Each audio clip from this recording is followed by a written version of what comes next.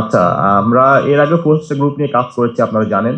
তো ফোরেস্টার গ্রুপের সাথে আমরা যতটুকু জানতে পেরেছি প্রাথমিকভাবে যে এরা ফোরেস্টার গ্রুপের সাথে সংশ্লিষ্ট এবং এরা ফরেস্টার গ্রুপের হয়েই কাজ করে।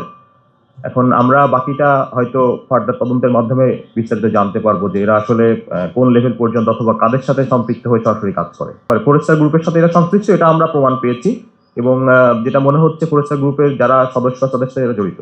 এদেরকে শীর্ষ সন্ত্রাসী বলা হচ্ছে কারণ এদের বিরুদ্ধে একাধিক হত্যা মামলা আছে, এদের বিরুদ্ধে মাদক মামলা আছে, মারামারি জখমের বিভিন্ন মামলা আছে এদের বিরুদ্ধে, এবং এরা বিভিন্ন জায়গায় চাঁদাবাজি আপনারা দেখতে পাচ্ছেন বিগত কিছুদিন যাবত বা বেশ কয়েক মাস যাবত বিভিন্ন জায়গায় চাঁদাবাজির যে ঘটনাগুলো ঘটছে, এই চাঁদাবাজির ঘটনার সাথে তাদের তথ্যমত তাদের সম্পৃক্ততা পাওয়া গিয়েছে। এবং আরেকটা গুরুত্বপূর্ণ তথ্য হচ্ছে আমরা যতটুকু জানতে পেরেছি প্রাথমিকভাবে তাদের সামনে নির্বাচনকে কেন্দ্র করে দেশে একটা অস্থিতিশীল পরিস্থিতি তৈরি করা অথবা যারা বিভিন্ন রাজনৈতিক ব্যক্তি আছে তাদেরকে হয়রানি করা অথবা তাদের সম্মানহানি করা বলেন অথবা তাদের জীবন নাশ বলেন, এই ধরনের কোনো কিছু যেন তারা করতে না পারে সেই তথ্যের উপর ভিত্তি করে আসলে আমরা তাদেরকে গ্রেফতার করি এবং আরো খারাপ কিছু করতে চাই বা করতে পারে।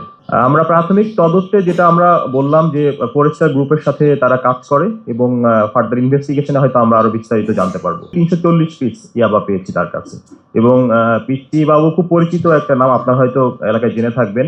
সে অস্ত্র ব্যবসা সহ মাদক ব্যবসার সাথে সরাসরি জড়িত এবং সে মোটামুটি মাদক নিয়ন্ত্রণই করে ওই এলাকায় বলা চলে এই অস্ত্রের মাধ্যমে। আমরা এখন পর্যন্ত রাজনৈতিক কোনো সম্পৃক্ততা এখন পর্যন্ত আমরা পাইনি, কিন্তু আসলে সত্যি কথা বলতে অপরাধীদের কোনো রাজনৈতিক পরিচয় থাকে না, কিন্তু তারা ব্যবহার করার চেষ্টা করে, কিন্তু আমরা প্রাথমিক তদন্তে পাইনি এখন পর্যন্ত।